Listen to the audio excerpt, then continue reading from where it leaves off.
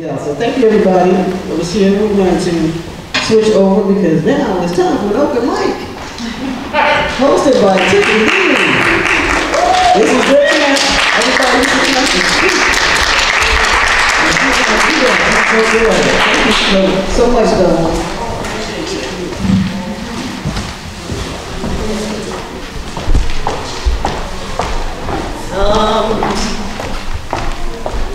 Sometimes I feel like a motherless child.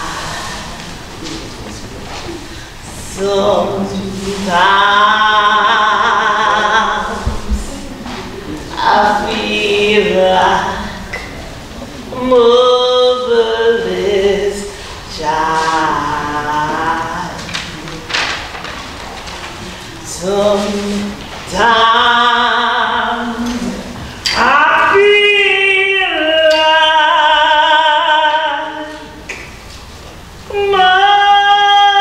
motherless child,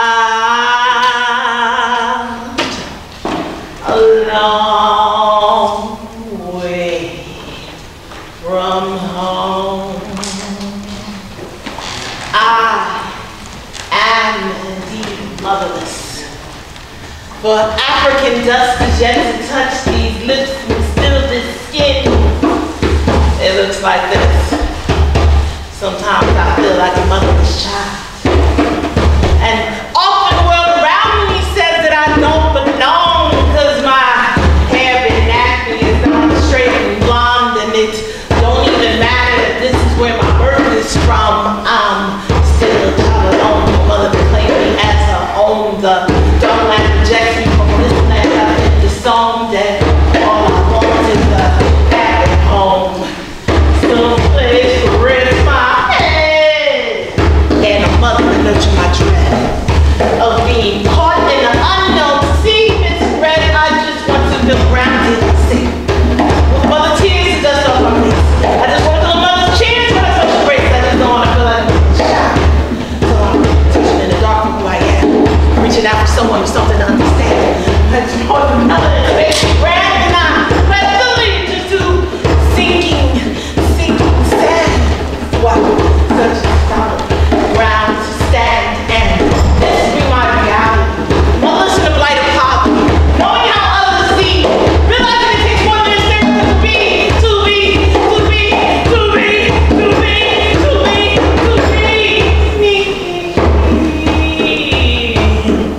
So I'm a mixture of musical and embrace how I am, called on to my ancestors to understand that motherless maybe I am, but no longer.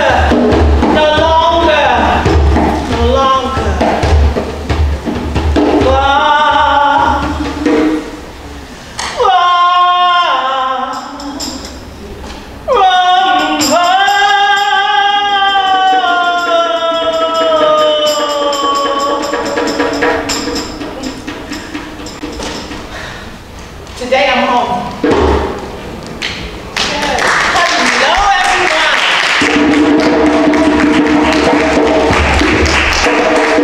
I'm so happy to be a part of this program today. Fragments of our life, fragments of everything, bits and pieces put together to all bring us here. The universe, like you said, the universe brought us here right now. We are all fragments floating amidst this universe, and I'm going to invite you guys to pour in your fragments. I just gave you some of mine. So if anybody want to come up here and share a little bit of fragments, just come on now. Come on now, sister. Come on, give us your word.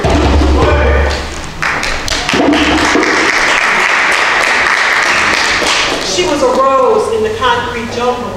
So many of her lovely petals had been plucked. She appeared to be all thorns, her predators too greedy to be afraid of getting stuck.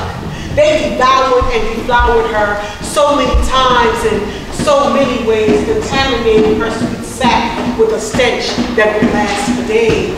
Those that plucked her innocence thought it not robbery to steal the petals of a tainted flower who already endured indifference and snobbery. Then well-meaning God-fearing saints in the amen corner scorned her, said she was a bad seed, just like her mother. The one they claimed to be her father, a hybrid that would never bother with a common concrete jungle flower.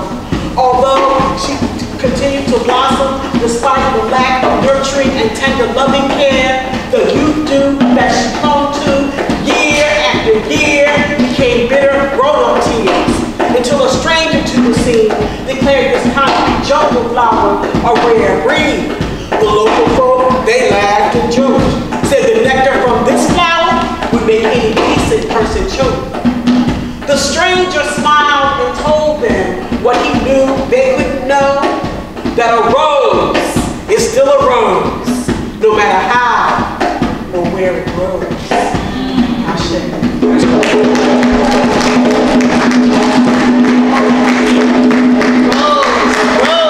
rose is still a rose, no matter where it grows, and it's all fragments, all mixed up in the atmosphere. And who else wants to add on to the atmosphere? Come on up. Come on up. Anybody else? Anybody else? Okay.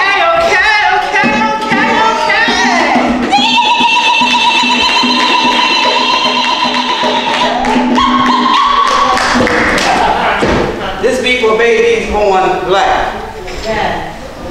This people are babies born black to bruised, brown, banged up, beaten down, little girls who ain't never had a chance to be a child themselves, so how they gonna teach you how to be one? This people are babies born black to boy men bursting at the seams to release their semen and leave, the same way they see men walking out on and giving up on their mothers and their sisters all their lives, so why should they stay for you?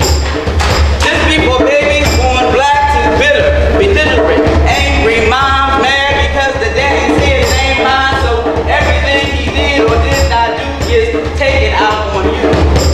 This people are babies born black to drug-infested parents who be trying to fill the big holes in their little lives with tiny, tiny vows of, and you reach as one poor monkey on their. This people are babies born black into overpopulated families where grown folks be so busy crowding up inside themselves they ain't got no more room for you. This people are babies born black into a bright white society that never lets you forget just that. For babies born black from the moment of conception, you are conditioned to be afraid of self. You are nurtured into negativity of self. You are fed ignorance of self, and you are delivered into a world that will never stop trying to teach you how to know yourself. This people are babies born black, or black babies born in the midst of all this mess and still grow up to be strong and black and beautiful and black and powerful and black and gifted and black and black and black and black and black.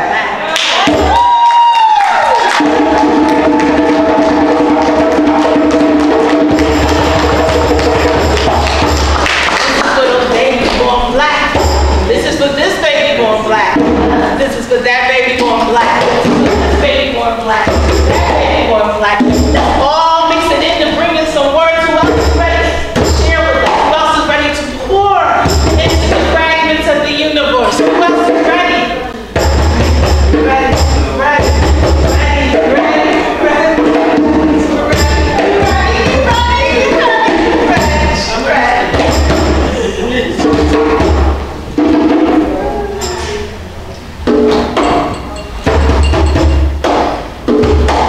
Depression doesn't have a look.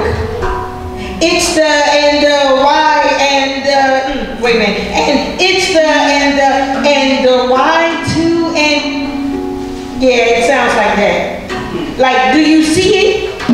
Do you see it yet? Because it's the capturing of even my silence and converting it into the I'm fine. Having nothing left to say and yet being left to say something. Let me try again. It kind of looks like, oh, it has the smell that reminds you of. Oh, it's the feel like, sort of like, you get the picture, right? Because see, I keep explaining, but the only thing that's coming out of my mouth is a semicolon. Semicolon gets to speak for all of us while I go get dressed. I have to go find the nicest pair of heels in my closet so that when I walk, you don't see me staggering. You only focus on the vibrant colors of my shoes. And you compliment me often on what I allow you to see. Let's not forget that the wardrobe that comes all because, you know what, I need so much. It's wavy, right? It's a coat, right? Oh, okay, and let's not forget the wardrobe that covers all, because all I need to be is covered. So you don't see the scars of depression, what it has left behind. So you don't ask me what happened to my arm or why my skin is the color. Why? You don't get to ask me that.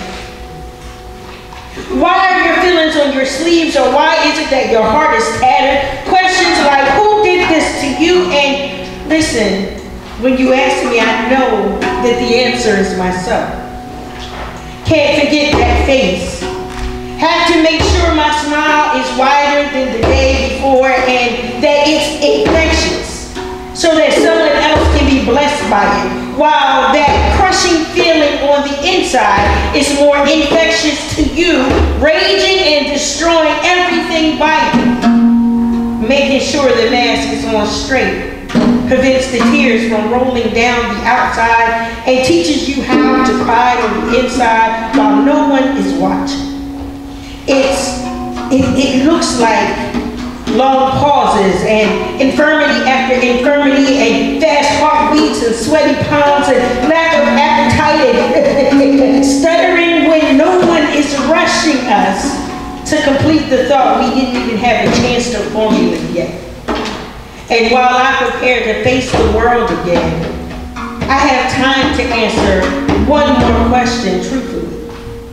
Does depression have a look? And I can softly reply, not on the outside.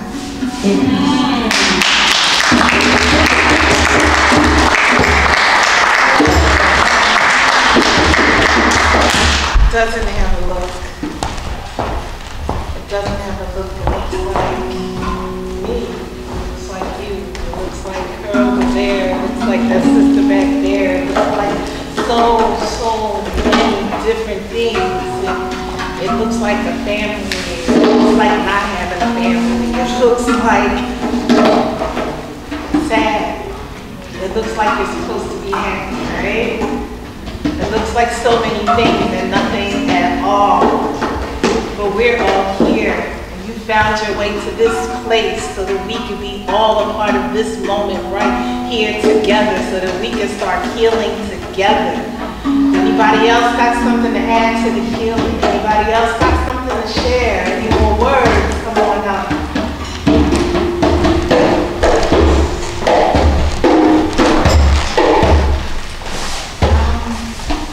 To share this piece, I wrote this after, well, my mom, she passed in 2015, and then my mom's sister, she passed away in 2018, and then my big cousin was like an aunt to me. I call her Auntie Cuz.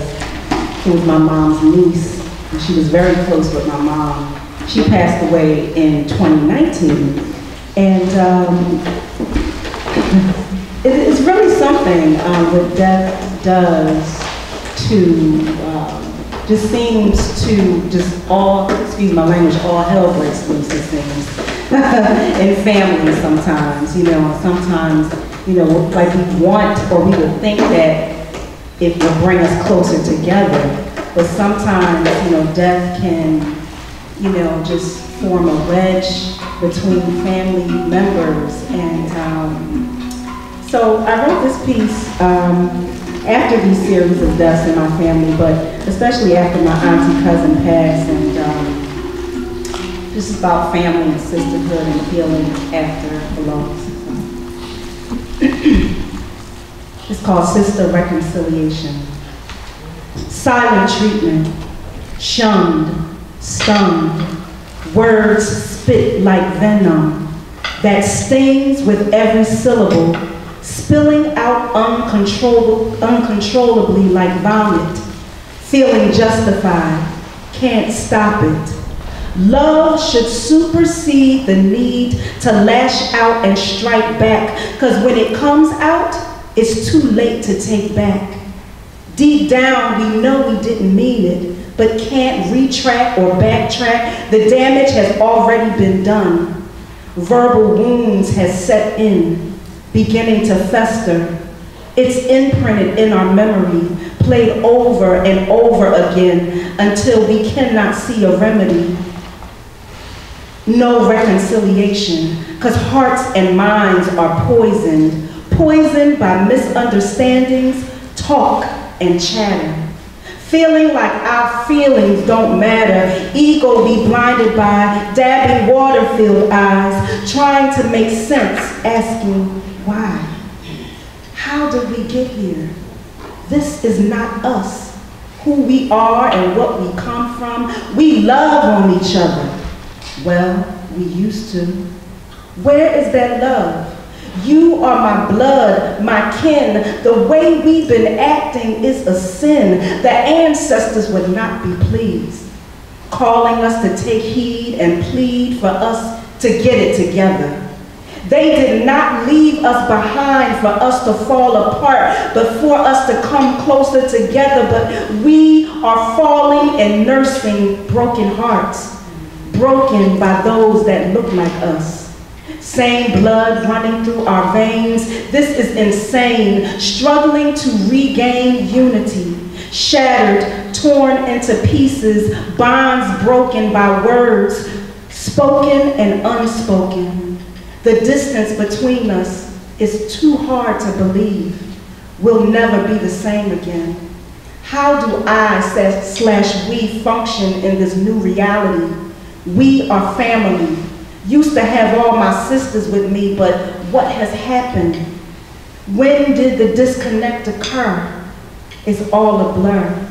I try to find the words, but they get lost in regret and sorrow, looking for hope in tomorrow, hoping that things will change. This must be a bad dream because I'm stuck here and I can't wake up, stuck in perpetual sadness. It's heavy. Never imagine any of this, that this is what we would have come to. I want to call you. I want back what we used to have, but it may be too late. Maybe too big of a mistake, but maybe not, because I still believe that love conquers all, especially hate. Do we address it or just move on and let it be? I've said too much, but said what I wanted to say, but maybe didn't say it in the right way. But that's why when you don't know what to say, don't say anything at all. Some things are better left unsaid. But they started it. But why did you have to finish it? Was it worth it? You wanted her to feel your pain. Now you succeeded. Now you can't sleep at night because you decided to take on the fight where there would be no winners. She was grieving and you are grieving still. It was best to just remain still, like my mama used to say, and hold your peace. Let go and let the universe handle it. A family broken, tattered. How do we mend? How do we get past the anger, the fear, the disappointment? How do we begin again and open our hearts and ears to receive love? Maybe it's in a hug or an I forgive you. I made a mistake, or just simply, I love you.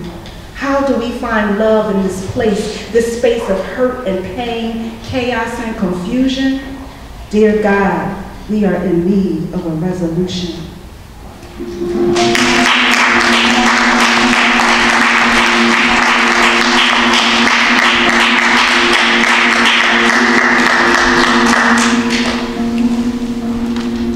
Any more words to say? Any more love to pour out? Come over here.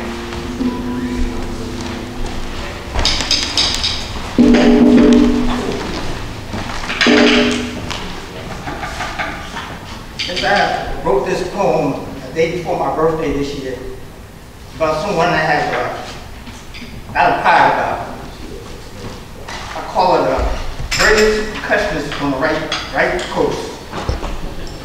It's called coolness personified. Karen is coolness is in the air. When Karen is there, her my personality, her style, her aura is kind of spiritual. Karen has a kind of magical force around her. She attracts the best of the best. Musicians, poets, playwrights, kids, animals. Karen is like a Pied Piper, playing her drums, anyone follows. A beautiful sound. The thing is, Karen is grounded. She takes it all in stride. She has a determination that says, I'm going to make it happen. No matter what barriers she may encounter, a common room with the rhythm of percussion is actually everyone with her hypnotic beats. When she reads a poem, what an extra treat. If we're looking at one to follow, and there's a great role model, I suggest that woman with magic fingers, with the aura of magic surrounding her. Karen coolness personified.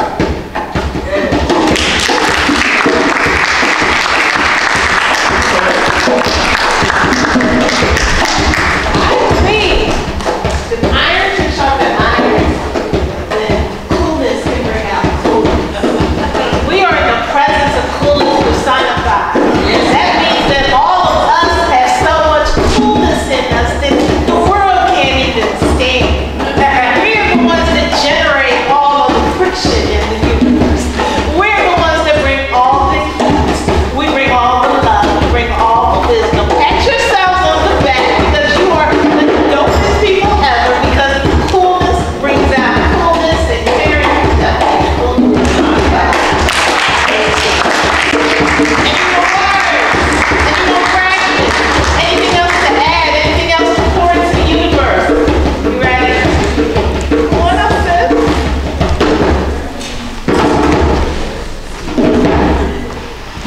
What up, what up, what up? Karen is like a big noise.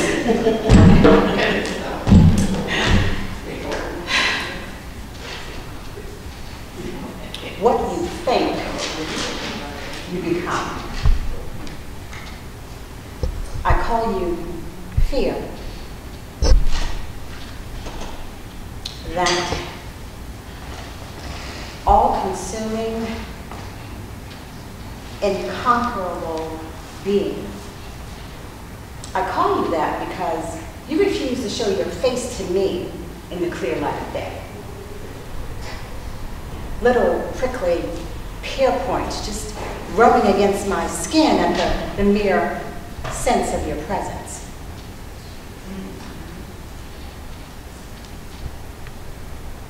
The thought of you causes a scream to get caught up in my throat. Have you ever heard the sound that a baby makes when the doctor gives them the first of many inoculations to come? Think about it. You don't hear it. That very first scream is inaudible. It is actually caught up in that intake of breath, and in seconds, then you hear the wail of a baby in pain. Screams and breathing, pain and breathing, frustration and breathing, anxiety and breathing. All of that is fear to me. See, that's what I call you when I'm all caught up in my feelings and I'm searching around in the darkness for a piece of me that you stole.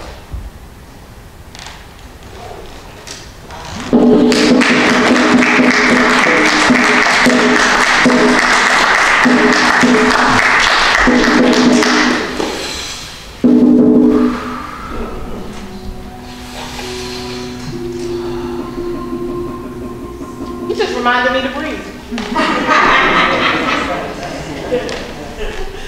Sometimes we forget. Sometimes life just keeps going and the words just get caught in our throat, like you said, and we just forget to inhale. Everybody want to inhale with me? Inhale. Exhale. Inhale. Exhale.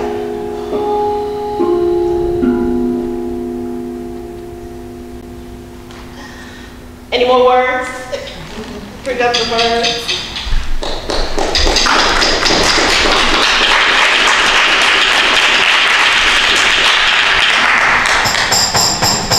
Hey, how y'all doing? Right. I didn't even recognize you, KT. Oh, the mask. I had the mask on. I was incognito out here. I was gonna do one of my own poems, but it's a room full of black women, so I figured I'd do a poem by a black woman, right? All right. This is one of my favorite poets is Nikki Giovanni. So this is a poem called Nikki Rosa. Childhood remembrances are always a drag if you're black. You always remember things like living in Woodlawn with no inside toilet, and if you become famous or something, they never talk about how happy you were to have your mother all to yourself, and how good the water felt when you got your bath from one of those big tubs that folk in Chicago barbecue in. And somehow, when you talk about home, it never gets across how much you understand their feelings as the whole family attended meetings about Hollydale. And even though you remember, your biographers never understand your father's pain as he sells his stock and another dream goes. And though you're poor, it isn't poverty that concerns you. And though they fought a lot, it isn't your father's drinking that makes any difference, but only that everybody is together and you and your sister have happy birthdays and very good Christmases. And I really hope no white person ever has cause to write about me, because they never understand. Black love is black wealth, and they'll probably talk about my hard childhood and never understand that all the while I was quite happy.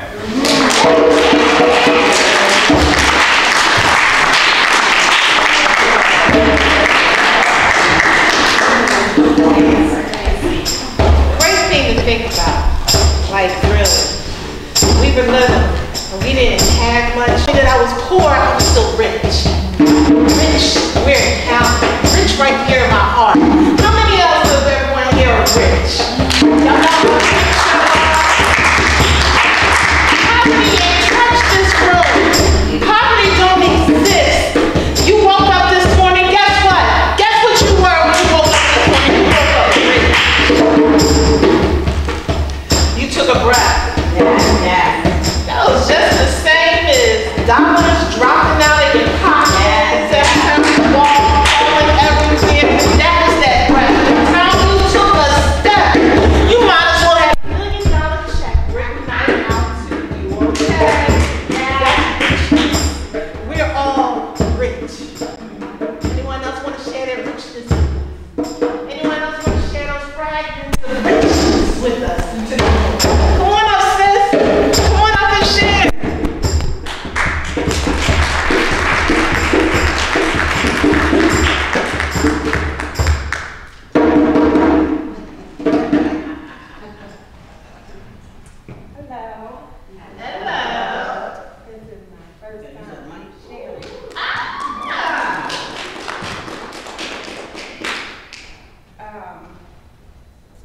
I've read that if your voice doesn't shake, then, wait, I'm going to say that wrong, I'm nervous, but if you have a shaky voice, you know, that means you should go ahead and do it. Yeah. Yes. Yes. Right. So,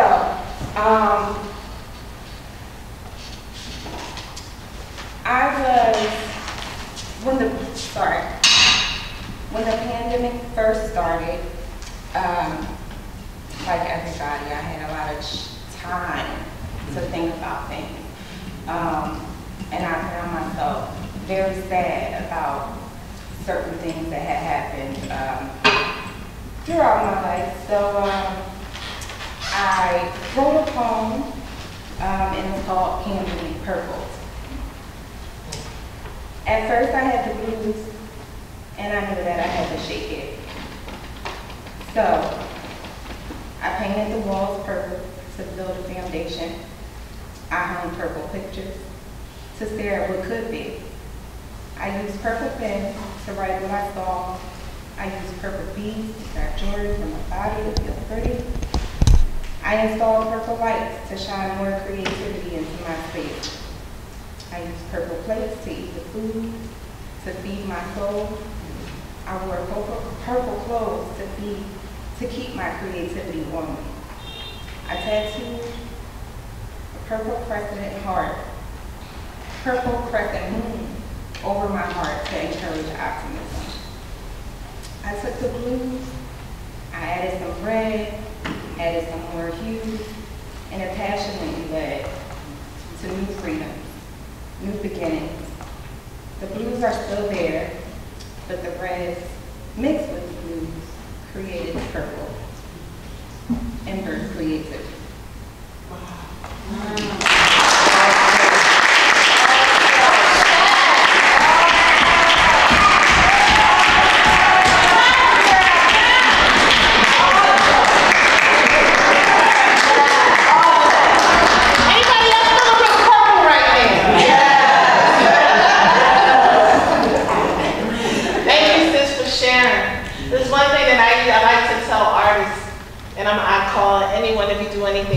I'm going to call you an artist, whether anyone acknowledges it or not. What I love to tell artists is that thing that you just did with that poem, that's something that there's someone else out there in the universe who does not know how to do that. Yes. They cannot do it, they don't have the ability to do it. Therefore, that is your gift, that gift. And when you have a gift, it is your responsibility to share that gift. Because if that gift was able to help you through the pandemic, it's able to help somebody else. Yeah. So that first time and that shaky voice, it doesn't matter. You were doing what you were supposed to do. You were calling on purpose. And purpose is no accident. Purpose is divine. Yes. So you share what's given to you, and then you'll keep getting it. Come on, right on back.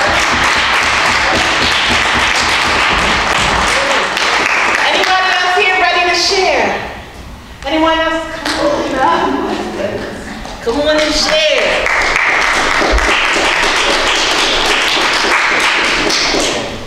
I want to talk about health.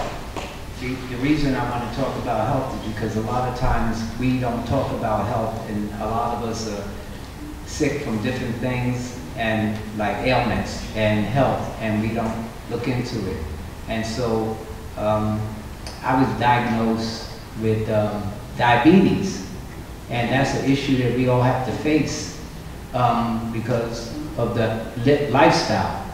But I think my diabetes came from, they said it was inherited, but I don't believe that, because here I am walking out. But the thing was after the diagnosed me, which I was in the kitchen in my house and I was washing a dish, and I felt like something was behind me, but it was my nerves, and the diabetes was eating up my nerves. That's how it affects. So my A1C was 11.8. So if anybody that knows that they're diabetic or ever know diabetes, 5.7 is average. That's when you're post-diabetic. But I was 11.8, so I was walking dead, and I didn't even know it. So I'm walking down the street after I was diagnosed. After 6 months, I fired that doctor and I got another doctor because I told a friend I wanted to sue the doctor. He says, well, you don't want to do that because the Hippocratic Oath, it doesn't seem like a doctor would go against another doctor and say that they made a mistake, and that's true. So I got home and they gave me a picture of on the fridge, how the plate was in thirds and how to eat to live. And so I took that home. But as I was going home, I was doing public transportation. That was in New York, where I'm from originally. And a lady saw my head down. She said, well, what's wrong with you? And I said, I was just diagnosed with diabetes, 11.8 A1C. She said, wow, my son had diabetes. He died. That was a rude awakening for me. So that automatically motivated me to live. So when I got home, what I did is I started a journal, and this journal went on for a year. Actually a year. I wrote down, I took my finger stick, they gave me metformin. When I read the metformin literature, it said may cause liver damage. I said, wow, why would I want to take that to get well? So I took my finger stick in the morning, I ate. 2 hours later, I took my finger stick, I wrote down what foods I ate. I wrote down what foods made it go up, what made go down, and I did that for 1 complete year. But during the time that I had the diabetes, I contracted sciatica, 1/2 of my body locked up. I couldn't sleep in a bed for 6 months. I had to sleep in a chair. I had to walk with a cane. And the reason that I'm sharing that information to all you folks is to take care of your health. So this was my journey to where I am now. So I'm post-diabetic for about at least 5 years now. I take my A1C every 3 months. I eat right. I bake foods. I don't eat red meats. I eat fish. I eat a lot of vegetables. I drink a lot of water. I don't take any metformin. I don't take any prescriptions anymore. And the sciatica doesn't bother me anymore. So that's something that I wanted to share. Amen.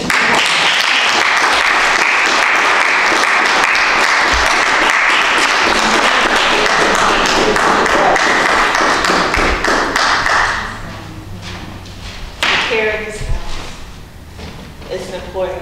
How many people do you know? Well, maybe how many people who were here that you thought would be here for at least as long as you're here, who aren't here today because they didn't take care of themselves?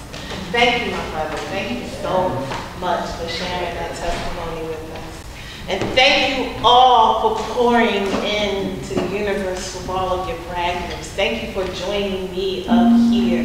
Thank you for sitting there in the audience and taking it all in yourself. Can you feel it? Did y'all feel that? Did y'all feel that in the atmosphere? Did y'all feel that all around? One of my favorite words is organic. Organic is something that just unfolds, builds naturally. And today we are not here but for any reason but divine purpose. And it is organic and it is all natural, and that's what it feels like. And I appreciate you guys for allowing me to be up here and be a part of the fragments in this room just swirling around like atoms.